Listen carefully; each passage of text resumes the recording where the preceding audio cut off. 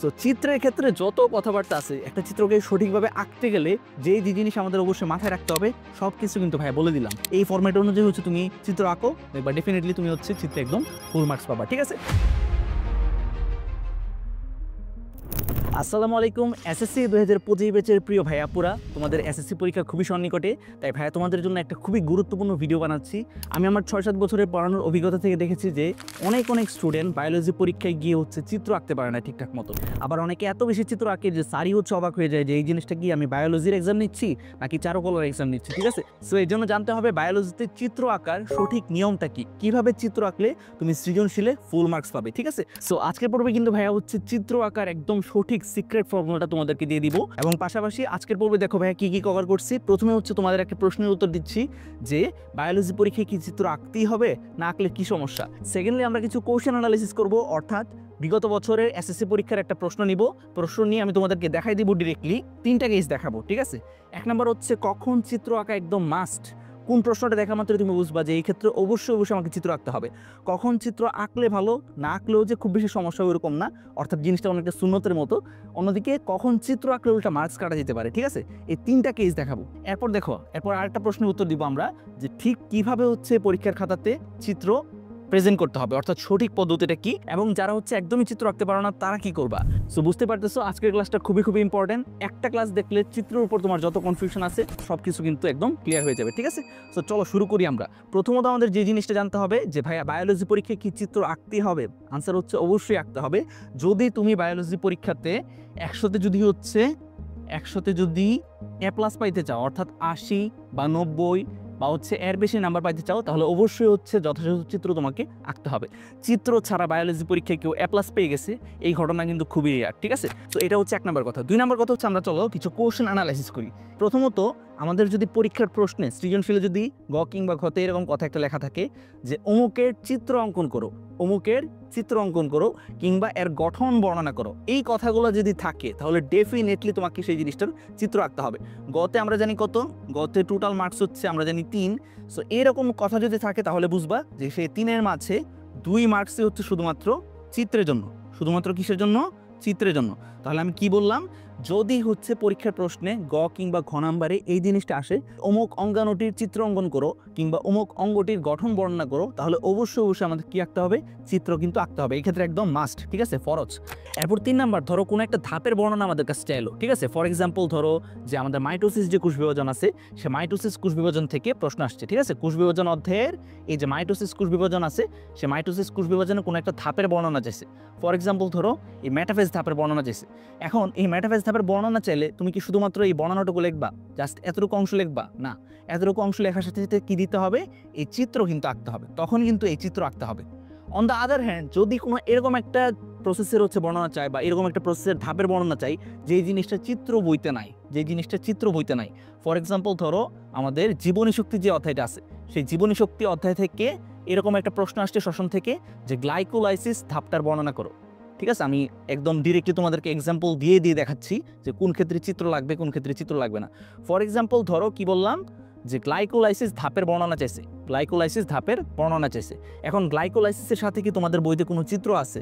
না, তো সেই ক্ষেত্রে কিন্তু কোনো ধরনের চিত্র আঁকতে হবে না, সেই ক্ষেত্রে জাস্ট ধাপটা বর্ণনা করবা। কিন্তু কখন হচ্ছে চিত্র আঁকা একদম মাস্ট? যখন ওই ধাপের বর্ণনার সাথে বইতে কোনো একটা চিত্র থাকবে। ফর এক্সাম্পল মাইটোসিসের যে ধাপগুলো আছে সেগুলোর কিন্তু বর্ণনার সাথে সাথে কি আছে? বইতে কিন্তু চিত্র আছে। সো তখন কিন্তু ডেফিনেটলি আমাদের কি করতে হবে? তখন কিন্তু ডেফিনেটলি অবশ্যই হচ্ছে আমাদেরকে চিত্র আঁকতে হবে, তখন চিত্র আঁকা একদম হচ্ছে মাস্ট। ঠিক আছে, এটা গেল 3 নম্বর কথা। 4 নম্বর কথা হচ্ছে উদ্দীপককে যে চিত্রটা দিবে তা যদি অসম্পূর্ণ হয়। উদ্দীপককে এমন একটা চিত্র ধরো দিয়ে দিছে, ফর এক্সাম্পল আমি তোমাদেরকে একটা এক্সাম্পল দিচ্ছি, দেখো যে ধরো হচ্ছে এরকম একটা অংশ দিয়ে দিছে, তারপর এরকম একটা অংশ দিয়ে দিছে। ঠিক আছে, এরকম একটা অংশ দিয়ে দিছে, কথার কথা জাস্ট এতটুকু লেখছে। গিয়ে গ নাম্বার কি বলছে? গ নাম্বারে বলছে যে উদ্দীপকের এক্স যে অঙ্গাণুটা আছে, এক্সের গঠন ব্যাখ্যা করো। সো উদ্দীপকে এক্সের কি একদম সম্পূর্ণ চিত্র দেওয়া আছে? আমরা বুঝতে পারছি এটা হচ্ছে কিডনি কিংবা বৃক্ক। সো এই বৃক্কের কি চিত্রটা সম্পূর্ণ? না, এটা কিন্তু একটা অসম্পূর্ণ চিত্র। সো এরকম যদি অসম্পূর্ণ চিত্র দেয় সেক্ষেত্রে কিন্তু এই কিডনির ফুল যে গঠনটা আছে সে গঠনটা সুন্দরভাবে এরকমভাবে আঁকবা, এঁকে তারপর হচ্ছে তোমাকে কিন্তু বর্ণনা করতে হবে। ঠিক আছে, তো বুঝতে পারছো, এটা হচ্ছে সে মাস্ট কেস, কখন হচ্ছে চিত্র আঁকা একদম ফরজের মতো, ঠিক আছে। সো এই 4টা পয়েন্ট আমরা জাস্ট খেয়াল রাখবো। যখন হচ্ছে আমাদের বলবে, ডিরেক্টলি বলে দিবে চিত্র অঙ্কন করো কিংবা গঠন বর্ণনা করো, অথবা এমন একটা প্রসেসের বর্ণনা চাইছে যে প্রসেসটার সাথে আমাদের বইতে কোনো একটা চিত্র ছিল এবং উদ্দীপকের চিত্রটা যদি একটা অসম্পূর্ণ চিত্র হয়, ঠিক আছে, এরপর তোমাকে বললো যে সেই জিনিসটা গঠন ব্যাখ্যা করো।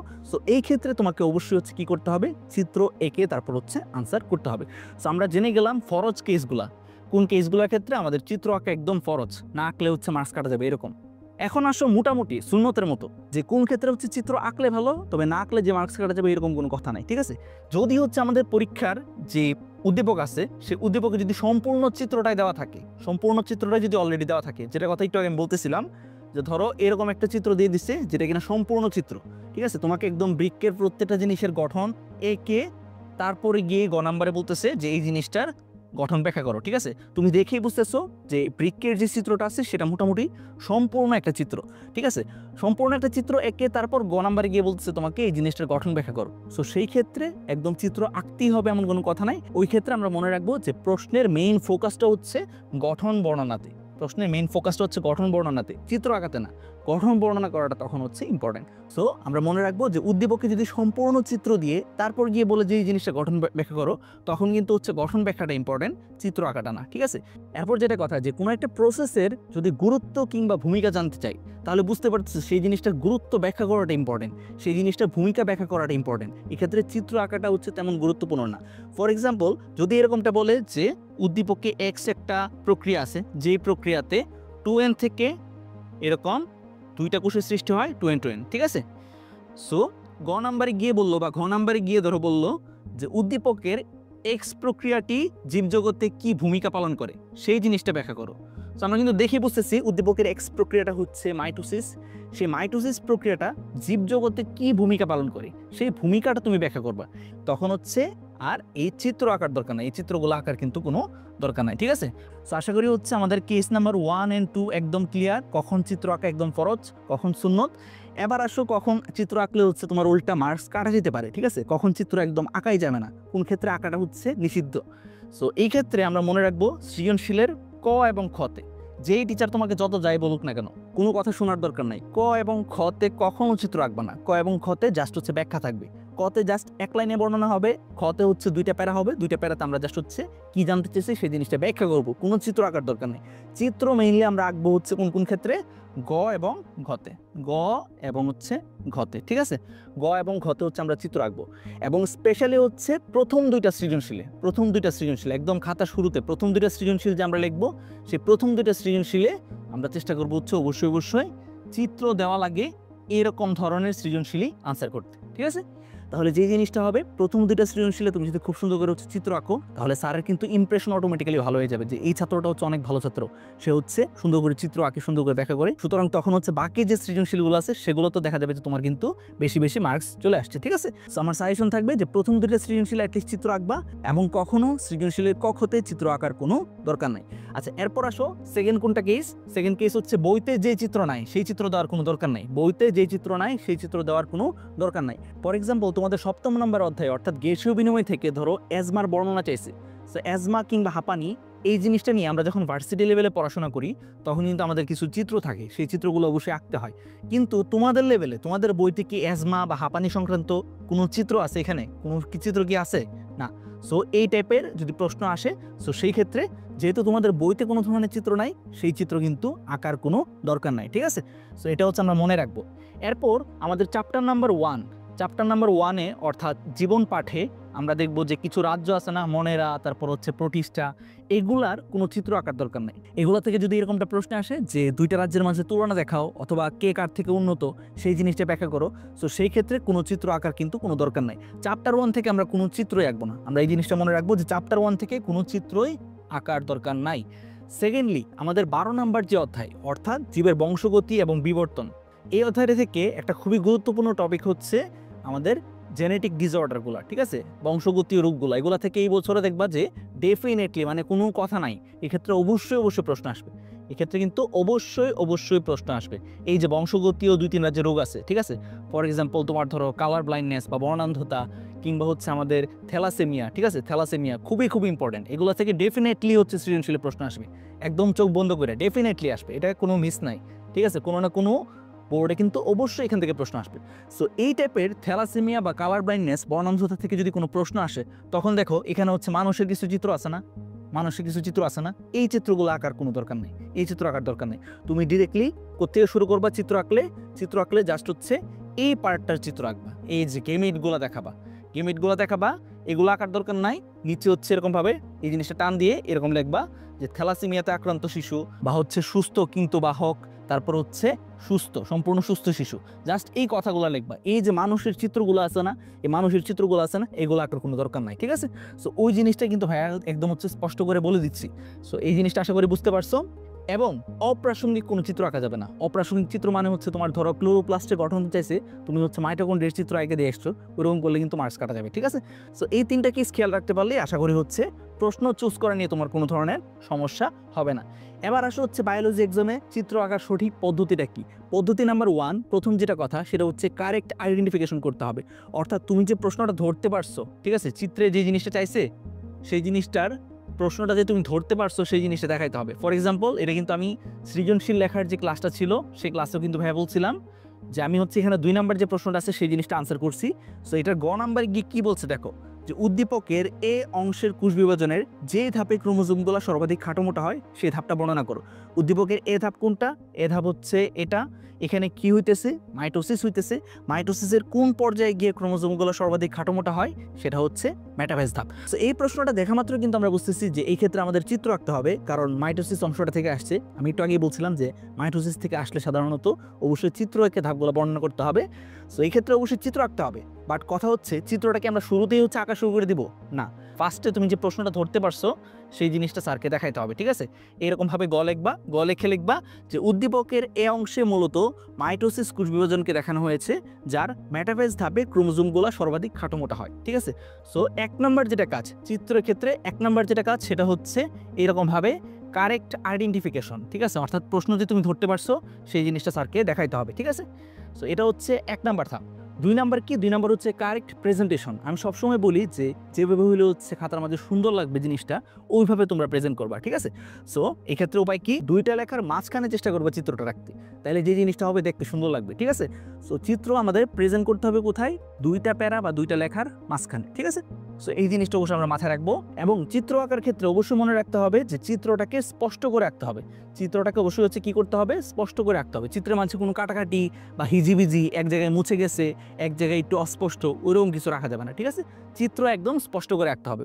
এরকম না যে তোমাকে একদম মোনালিসার মতো অনেক সুন্দর করে চিত্র আঁকতে হবে, ঠিক আছে। ধরো কথার কথা তুমি ক্লোরোপ্লাস্ট আঁকছো, সো ক্লোরোপ্লাস্ট আঁকলে ক্লোরোপ্লাস্টে অনেক সুন্দর হইতে হবে এমন কোনো কথা নাই।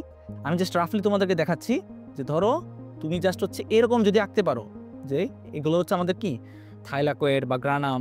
সো এই অংশগুলোর সাথে একটার সাথে আরেকটা কি হবে? কানেক্টেড থাকবে, একটার সাথে আরেকটা হচ্ছে কানেক্টেড থাকবে।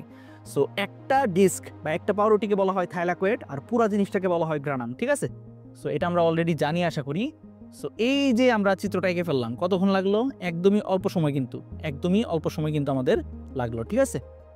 সো এরকমভাবে জাস্ট যদি তুমি চিত্রটাকে স্পষ্ট করে আঁকতে পারো, দেখতে যদি জাস্ট একটু সুন্দর লাগে, এবং পাশাপাশি চিত্রের মেইন ফিচার যদি তোমার ঠিক থাকে, এটা কিসের চিত্র? ক্লোরোপ্লাস্টের চিত্র। ক্লোরোপ্লাস্টের চিত্রের মাঝে স্যারের আকাঙ্ক্ষা কি, বা স্যার কি মেইন ফিচার দেখতে চান? যে বাইরে একটা দ্বিস্তরীয় আবরণ থাকবে, মাঝখানে হচ্ছে এরকম থাইলাকয়েড গ্রানাম থাকবে, এবং হচ্ছে আমাদের একটার সাথে আরেকটা কানেকশন থাকবে। সো এই কথাগুলোই তো স্যার চান, ঠিক না? এই মেইন ফিচারগুলোই তো স্যার চান। সো তোমার যেটা কাজ থাকতে হবে অবশ্যই হচ্ছে মেইন ফিচারগুলোকে রাখতে হবে চিত্রের মাঝে, অবশ্যই হচ্ছে মেইন ফিচারগুলোকে রাখতে হবে, ঠিক আছে। সো মেইন ফিচার থাকলো, এবং লেবেলিং ঠিকঠাক মতো করা। আচ্ছা, লেবেলিং জিনিসটা কি? লেবেলিং হচ্ছে এই যে অংশটা, এটা যে হচ্ছে আমাদের থাইলাকয়েড, এটা কি? এটা হচ্ছে আমাদের থাইলাকয়েড। সো এই কথাটা হচ্ছে সুন্দর করে হচ্ছে এখানে লিখতে হবে। এরপর এই অংশটার নাম কি? ফুল অংশটার নাম হচ্ছে গ্রানাম। ফুল অংশটার নাম হচ্ছে গ্রানাম। বা এখানে কি থাকে? এখানে যে তরল পদার্থটা থাকে তার নাম হচ্ছে স্ট্রোমা। এরপর হচ্ছে এখানে যেটা থাকতেছে সেটা হচ্ছে আমাদের রাইবোজোম। আমি একটু তাড়াতাড়ি লেখার চেষ্টা করতেছি, লেখা সুন্দর হইতেছে না, ঠিক আছে। আশা করি তোমাদের লেখা কিন্তু অনেক সুন্দর হবে। এটা হচ্ছে আমাদের বৃত্তাকার ডিএনএ। প্লাস্টিড এবং হচ্ছে মাইটোকন্ড্রিয়া, এদের দুজনের কিন্তু কি থাকে? নিজস্ব বৃত্তাকার ডিএনএ থাকে, ঠিক আছে।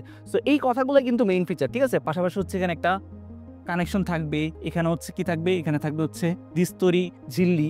সো এই কথাগুলো সুন্দর করে হচ্ছে লিখবা, এবং নিচে লিখবা কি, নিচে লিখবা ফিগার ক্লোরোপ্লাস্টের চিত্র, ক্লোরোপ্লাস্টের চিত্র। সো এখানে দেখো আমি কিন্তু কয়েকটা জাস্ট কাজ করছি। 1 নাম্বার কথা হচ্ছে চিত্রটাকে চেষ্টা করছি স্পষ্ট করে আঁকতে। 2 নাম্বার কথা হচ্ছে চিত্রের মাঝে মেইন ফিচার ঠিক রাখছি, মেইন ফিচার দেখাইছি, কোনো ফিচার হচ্ছে বাদ গেছে না। থার্ডলি হচ্ছে আমি কিন্তু লেবেলিং ঠিক রাখছি, লেবেলিং অর্থাৎ কোনটা দ্বারা কী বোঝাচ্ছ তুমি সেই জিনিসটা চেষ্টা করবা টান দিয়ে খাতার এক পাশে লিখতে, ঠিক আছে। খাতার এক পাশে, যে কোনো এক পাশে, আমি প্রিফার করবো ডান পাশে লিখতে। এবং লাস্টলি হচ্ছে নিচে এরকম ফিগার লিখে তুমি হাঁস নাকি গরু ছাগল নাকি কিসের চিত্র আঁকছো সেই জিনিসটা স্যারকে দেখাইতে হবে, ঠিক আছে। এই জিনিসটা কিন্তু অবশ্যই লিখতে হবে যে এটা হচ্ছে অমুকের চিত্র।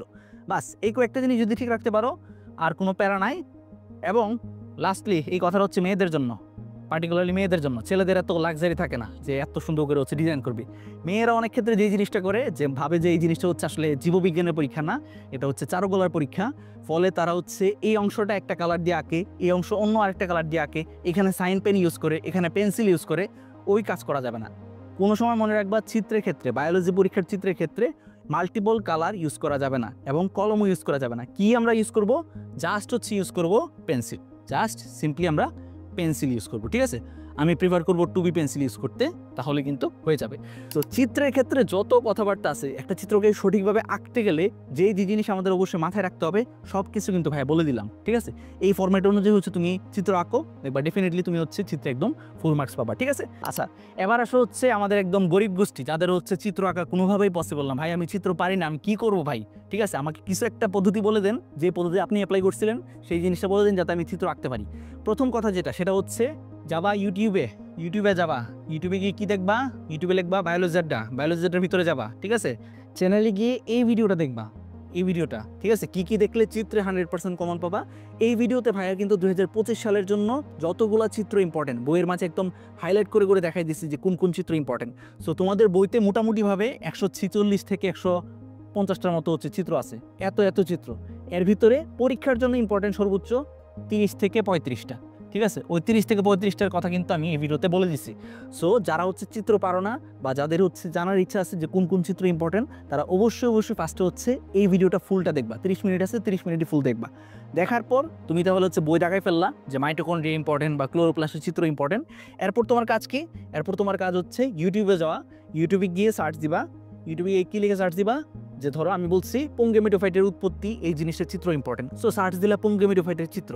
সো এই জিনিসটা লিখে সার্চ দিলে দেখবা এরকমভাবে 5-6 মিনিটের হচ্ছে কিছু ছোট ভিডিও চলে আসবে। যে ভিডিওতে আমরা যদি ক্লিক করলে আমরা দেখবো যে এখানে হচ্ছে আমাদের কীভাবে হচ্ছে পুংগেমিটোফাইট আঁকতে হবে সেই জিনিসটা কিন্তু হাতে কলমে দেখাই দিচ্ছে, ঠিক আছে। সো আমরা ফার্স্টে যে কাজটা করবো সেটা হচ্ছে উনি যেভাবে হচ্ছে আঁকতেছে সেটা দেখে খাতার মাঝে একবার আঁকবো। আঁকার পর এরপর আমরা হচ্ছে সেই চিত্রটা চেষ্টা করবো নিজে 2-3 বার প্র্যাকটিস করতে, নিজে দেখেই হচ্ছে তুমি 2-3 বার চিত্রটা আঁকবা। এরপর ফাইনালি আমরা যে কাজটা করবো সেটা হচ্ছে আমরা চলে যাবো হচ্ছে মেইন বইতে গিয়ে এই পুংগেমিটোফাইটের উৎপত্তির যে অংশটা হচ্ছে বইতে লেখা আছে সেই বর্ণনাটা একবার পড়ে নিব। বর্ণনাটা পড়ার পর তারপর হচ্ছে ফাইনালি আমরা না দেখে হচ্ছে চিত্রটা আঁকার চেষ্টা করব। বর্ণনাটা পড়লেই তুমি বুঝতে পারবা যে চিত্রের কোন পার্টে হচ্ছে কি আসিল বা কোনটা থেকে কোনটা হচ্ছে উৎপত্তি হইতেছে। ফলে বর্ণনাটার সাথে মিলাই কিন্তু চিত্রটা কিভাবে আঁকতে হবে সেটার প্র্যাকটিস কিন্তু তোমার হয়ে যাবে, ঠিক আছে। সো এরকমভাবে practice makes a man perfect. তুমি কিন্তু এই ফরম্যাটে যদি আগাও তাহলে যেই জিনিসটা হবে যে যারা চিত্র একদমই পারো না তারাও কিন্তু চিত্র আঁকতে পারবা, ঠিক আছে। সো আশা করি এই ভিডিওতে যে টেকনিকগুলো তোমাদেরকে দেখালাম সেই টেকনিকগুলো ডেফিনেটলি তুমি অ্যাপ্লাই করবা। শুধুমাত্র আমার নিজের কোর্স থেকে বলতেছি না, আজকে যদি আমার আপন ছোট ভাই বা ছোট বোন যদি হচ্ছে SSC 25 পরীক্ষা দিত এবং তাকে যদি একটা মাত্র বায়োলজি কোর্স আমি করতে বলতাম তাহলে ডেফিনেটলি হচ্ছে এই কোর্সটা করতে বলতাম। এই কোর্সে প্রত্যেকটা ক্লাস একদম গোছানোভাবে রেডি করা আছে। সো তোমার যদি বায়োলজি প্রিপারেশন একদমই খারাপ থাকে, টেনশন নেওয়ার কোনো কারণ নাই, এখনও যথেষ্ট সময় আছে। এই ভিডিওর ফার্স্ট কমেন্ট থেকে এই কোর্সে এখনই ভর্তি হয়ে যাও। ভর্তি হয়ে হচ্ছে কোর্সের ক্লাসগুলো একটু মনোযোগ দিয়ে করো, আর পাশাপাশি হচ্ছে মেইন বইটার সাথে পড়ে ফেলো। ডেফিনেটলি তুমি হচ্ছে বায়োলজিতে 80+ নাম্বার পাবা ইনশাল্লাহ, ঠিক আছে। তোমাদের সবার সাথে দেখা হবে নতুন কোনো একটা ক্লাসে। সেই পর্যন্ত সবাই ভালো থাকো। আসসালামু আলাইকুম।